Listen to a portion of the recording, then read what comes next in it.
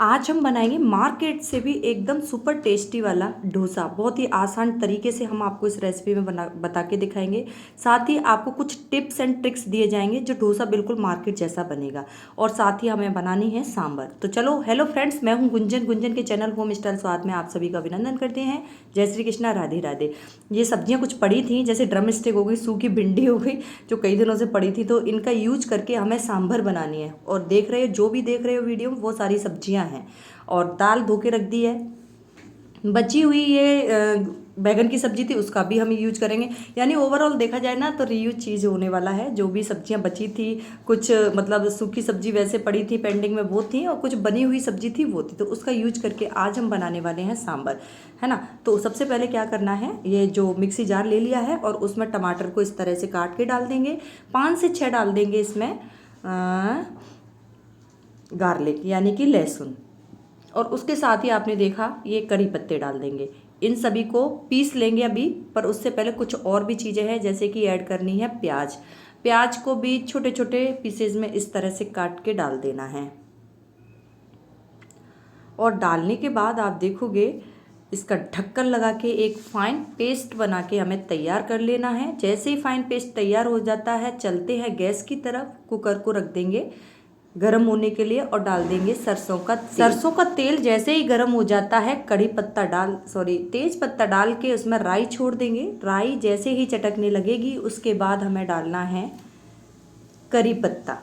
ये देखिए, करी पत्ता डालने के बाद थोड़ी सी ग्रेवी डालेंगे। अगर एक साथ इस ग्रेवी को इसमें डालेंगे तो क्या है ना, उछल के ऊपर आएगी और आपके हाथ जलने के चांसेस हो जाएंगे।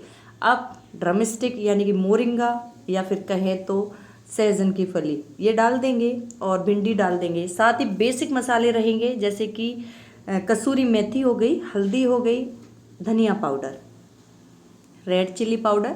इस तरह से हम इसको मिक्स करके तैयार कर लेंगे। और फ्रेंड्स, ध्यान रखना है, ये जो सांभर बन रही है वो डायरेक्ट कुकर में बन रही है। ऐसा करने से समय की भी बचत होती है और साथ ही मतलब टेस्ट भी अच्छा आता है। अब जैसे ये भुन जाती है ग्रेवी, उसके बाद जो सब्जी बची थी वो डाल देंगे।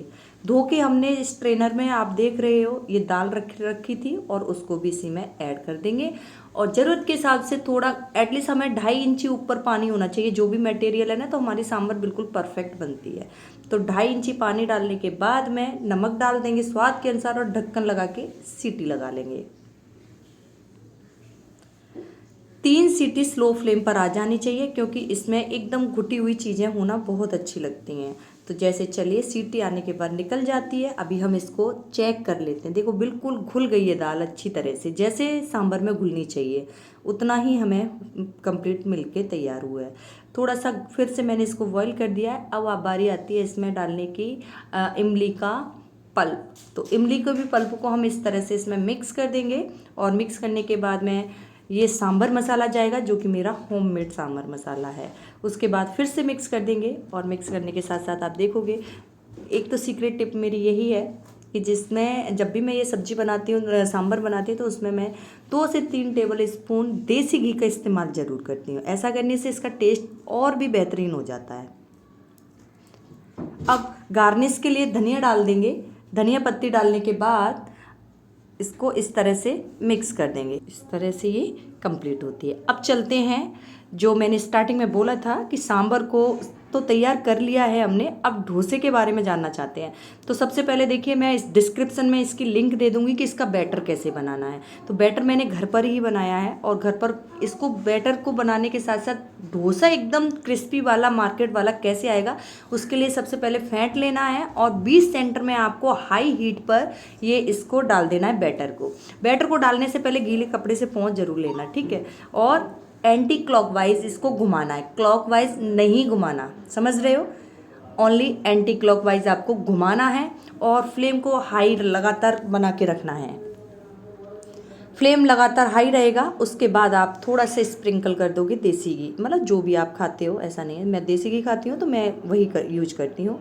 तो उसके बाद अभी आप देखोगे ये कितने अच्छे तरीके से सिक के तैयार होता है ना। अभी आपको और भी दिखाऊंगी। जैसे जैसे ये ट्विस्ट होता जाएगा, वैसे ही वैसे इसकी जो कलर है, रूप रंग से भी आप अंदाज़ा लगा सकते हो कि कितना सुंदर दिख रहा है ये। इसी तरह से सेकंड स्टेप भी मैं आपको बता देती हूँ। वैसे एक स्टेप में आपको समझ जाना चाहिए, पर फिर भी अभी जैसे फिर से जब भी जितनी भी बार आप डोसा फैलाएं उससे पहले आपको गीले कपड़े से इस तरह से पोंछ लेना है। सेंटर में डालो, सेंटर में डालने के साथ साथ आप देख रहे हो एंटी क्लॉकवाइज आपको घुमाते रहना है और इस तरह से तैयार कर लेना है। फ्लेम को लगातार हाई रखेंगे। ऐसा करने से आपका ये झटपट बन के तैयार हो जाएगा और मात्र 10 रुपये में ये डोसा बन के तैयार होता है घर पे, अगर आप कोई बनाए तो, है ना। और ये देखिए इस तरह से दोनों डोसे बन के तैयार हो गए हैं। एक से एक बेहतर डोसा बनता है अगर आप इस तरह से बनाते हैं। इसका क्रिस्पीनेस, एक्चुअली मेरे हस्बैंड तो थोड़ा कम ही क्रिस्पी खाते हैं, पर फिर भी देखिए कितना बढ़िया क्रिस्पीनेस बन के तैयार हुआ है। फ्रेंड्स वीडियो पसंद